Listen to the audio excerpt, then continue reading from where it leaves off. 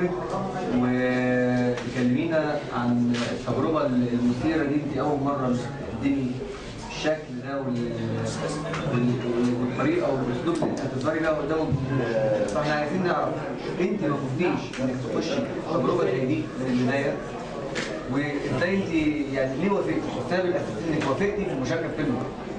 والله انا ما كنتش خالص وما ترددتش ولا لحظه،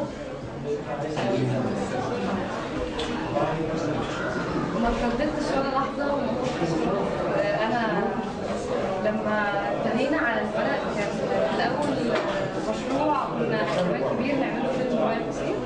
كنا فعلا ابتدينا باستضافه جوائز على مستوى العالم، خدت اكثر من 30 جائزه.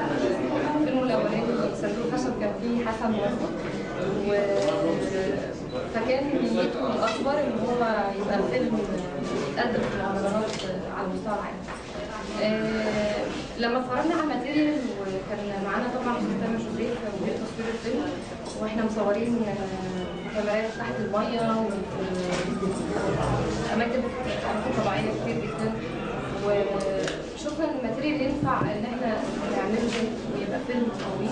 فعلا ممكن نسخه ثانيه من الورق نفس القصه بس بشكل اكبر في فيلم طويل. قعدنا كتير قوي فما خفتش، قعدنا كتير واشتغلنا على الورق.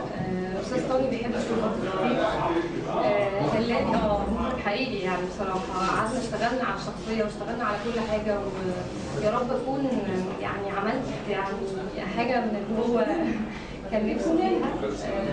ولما اتفرجت على الفيلم حسيت قد ايه هو الحاجات دي نفعتنا بجد، وان انا سمعت كلامه علشان كده طلع الفيلم بالشكل ده. لما شفته اتبسطت قوي الحمد لله. وبس. كلمينا عن دورك.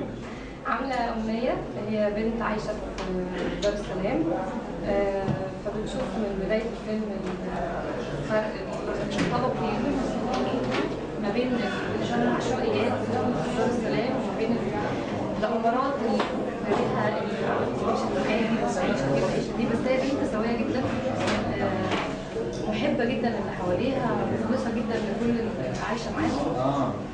ظروفها ان هي اتجوزت حد اكبر منها بسن 40 سنه، بس اخلصته وحبته بجد، وهو ده اللي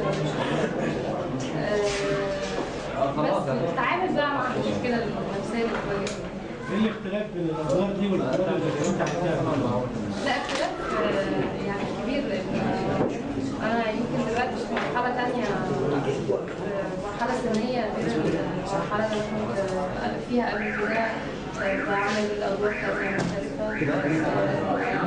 الفيلم والورق نفسه الحوار كان بصراحه بديع، يعني كان كاتب الحوار من احلى وارقى الحوارات اللي انا قريتها في حياتي. الحوار لما مكتوب حلو قوي كده الممثل فعلا بيأدي بشكل مختلف، فانا حاسه نفسي مختلفه جدا في الفيلم كلنا.